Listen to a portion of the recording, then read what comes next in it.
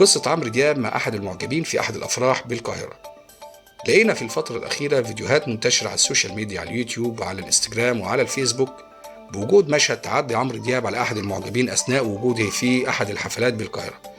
والقصة بدأت لما قام أحد المعجبين بمحاولة إن هو ياخد صورة سيلفي مع عمرو دياب، الأمر اللي أغضب عمرو دياب وضرب المعجب على وشه.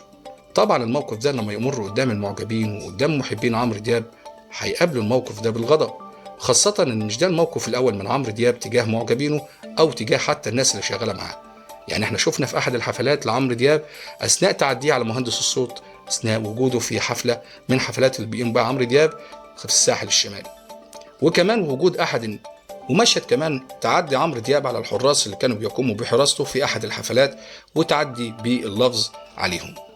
واللي زود برضه غضب الجمهور من عمرو دياب في الفترة الأخيرة وقوفه بجانب الكيان الصهيوني، خاصة بعد موافقته بعمل إعلان لشركة بيبسي والقضية الفلسطينية اللي مزعلة كتير جدا من الناس.